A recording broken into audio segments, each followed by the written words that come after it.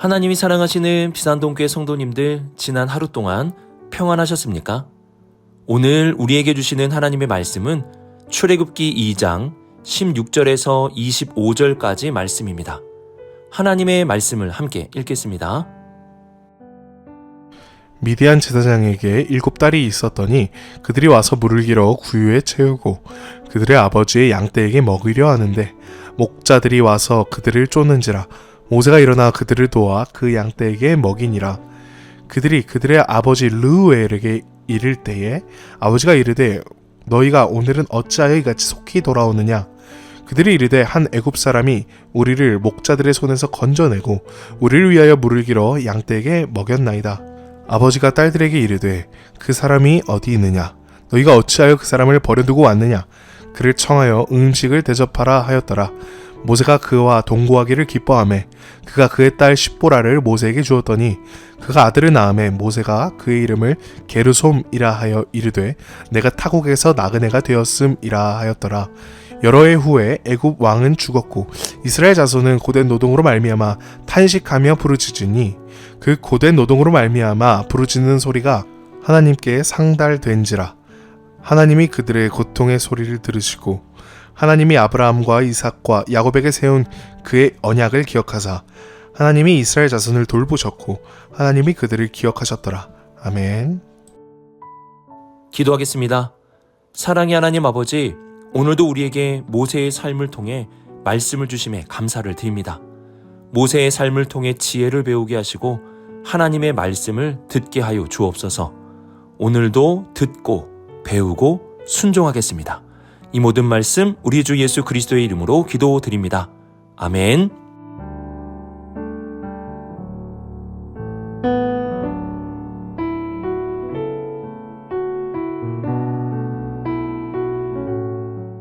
모세의 삶은 앞으로 이스라엘 백성들에게 일어날 일들을 미리 예견해서 보여주는 것입니다. 모세가 광야로 간 것도 장차 이스라엘 백성들이 출애굽 이후에 광야로 가게 되는 것을 미리 보여주는 것이고, 모세가 광야에서 40년 동안 훈련을 받게 되는 것도 이스라엘 백성들이 앞으로 광야에서 40년의 훈련 과정을 거치게 됨을 미리 보여줍니다. 이렇게 모세의 삶은 앞으로 이스라엘 백성들에게 일어나게 될 일들을 미리 보여주는 역할을 합니다. 16절을 보시면 미디안 제사장들에게 7딸이 아버지의 양떼에게 물을 길어 먹이려고 했다고 말씀합니다. 이때 다른 목자들이 와서 그 7명의 딸들을 쫓아내 버리려고 합니다. 광야에서 물은 금보다도 귀한 것입니다. 그래서 물을 차지하기 위해서 여러 갈등과 다툼들이 일어나게 됩니다. 특히 힘이 없는 사람이라면 물 앞에서 쫓겨나기 일쑤였습니다. 그러기에 미디안 제사장의 딸들은 아무 힘없이 목자들에 의하여 쫓겨나게 되었습니다. 그때 17절을 보시면 모세가 일어나 그들을 도와 그 양떼에게 먹이니라고 말씀합니다. 여기서 도와라는 히브리어 단어가 야샤라는 단어인데요. 이 단어는 그냥 힘든 일을 도와주다 정도의 뜻이 아닙니다. 야샤라는 이 히브리 단어는 출애굽기 14장 30절에도 나오는데요. 그 말씀을 보시면 그날에 여호와께서 이같이 이스라엘을 애굽 사람의 손에서 구원하심에 이스라엘이 바닷가에서 애굽 사람들이 죽어 있는 것을 보았더라고 말씀하고 있습니다.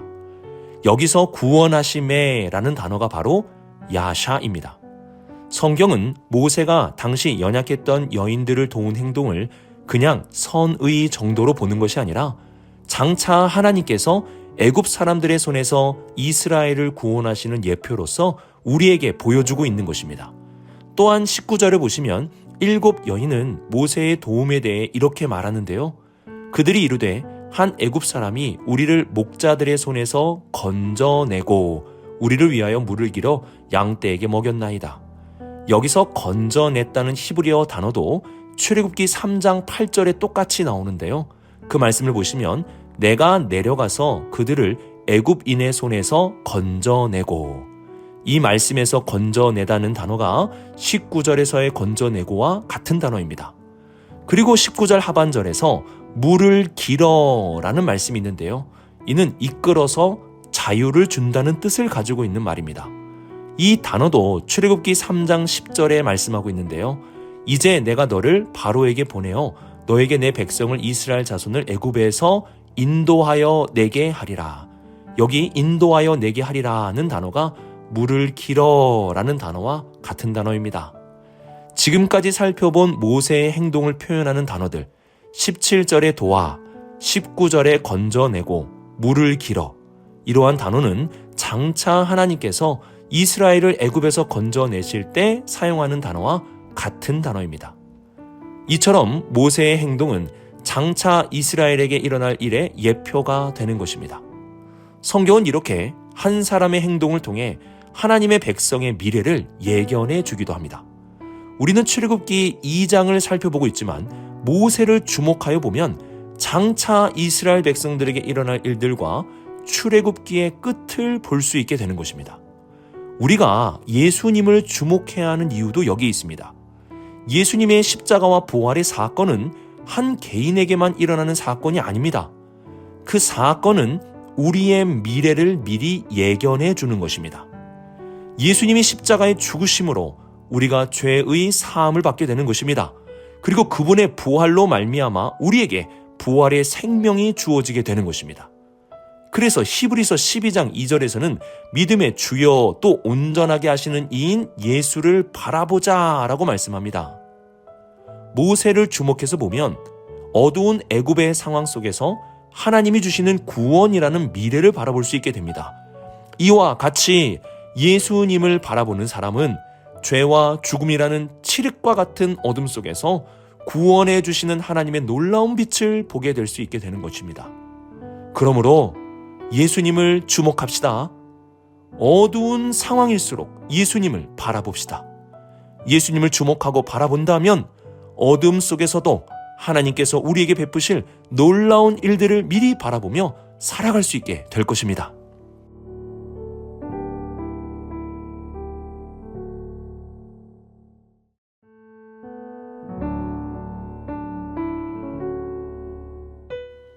모세는 미디안 제사장의 딸 중에 한 사람인 십보라와 결혼을 하며 가정을 꾸렸고 사랑하는 아들도 낳게 되었습니다. 어떻게 보면 모세는 광야에서 제2의 새로운 인생을 살아가고 있는 것이라 할 수 있는데요. 모세는 이러한 자신의 삶에 대한 행복보다는 모든 것을 잃고 도망치며 사는 삶에 고통스러워하고 있었습니다. 어떻게 알 수 있습니까? 모세가 지은 아들의 이름을 보면 알 수 있습니다. 모세는 자신의 아들을 게르솜이라고 이름을 지었습니다. 게르솜은 22절 하반절에도 나오듯이 내가 타국에서 나그네가 되었음이라는 뜻을 가지고 있습니다. 타국에서 새로운 인생을 살았더라. 타국에서 행복하게 살았더라가 아닙니다. 그는 타국에서 나그네와 같이 정처 없이 떠돌며 살아가고 있었습니다. 모세는 그 마음이 나그네와 같이 허무하였고 늘 고통스러웠습니다. 왜냐하면 애굽 왕자의 자리도 잃었고 자신의 형제 이스라엘 백성들을 위해 모든 것을 쏘아 부었지만 정작 이스라엘 백성들은 그를 미워하였습니다. 모세는 모든 것을 잃은 삶, 그 아들의 이름과 같은 삶을 살고 있었습니다. 하지만 22절을 보시면 여러 해 후에 애굽 왕은 죽었고 라고 말씀합니다. 애굽 왕이 죽었다는 것은 새로운 시대가 시작되었다는 것을 의미합니다. 무언가 새로운 일들이 일어나게 될 것을 암시해 주는 것입니다. 그 일은 하나님께서 행하시는 역사의 시작을 가리키는 것입니다. 그리고 그 시작점이 23절에 나오고 있는데요. 이스라엘 백성들은 고통 중에 하나님께 탄식하며 부르짖었다고 말씀합니다. 그리고 그 소리가 하나님께 상달이 됩니다. 이스라엘의 기도와 하나님께 상달됨이 새로운 역사의 시작이 된 것입니다. 이처럼 기도는 새로운 시대를 여는 문이 되는 것입니다. 기도 자체가 능력이 있는 것이 아니라 그 기도를 들으시는 하나님이 계시기 때문입니다. 하나님은 이스라엘의 기도를 들으셨습니다. 그리고 하나님은 아브라함과의 언약을 기억하셨습니다.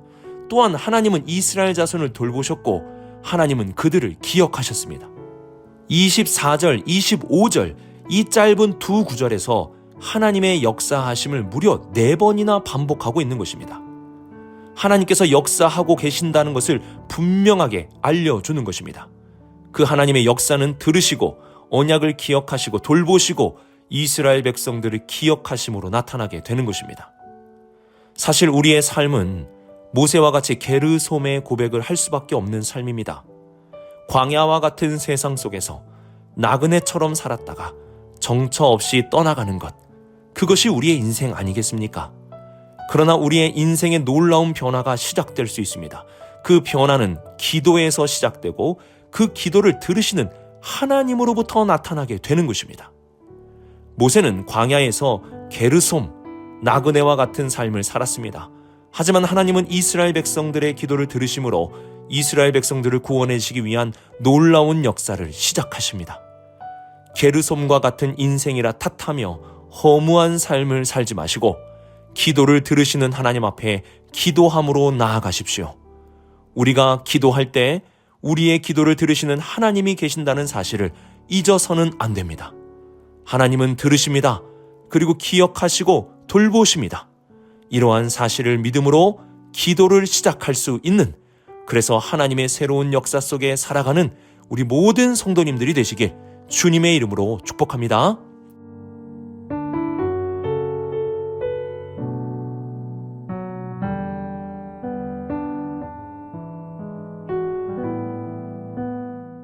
모세는 도망자의 신분이었지만 쫓겨나는 여인들을 도와주었습니다.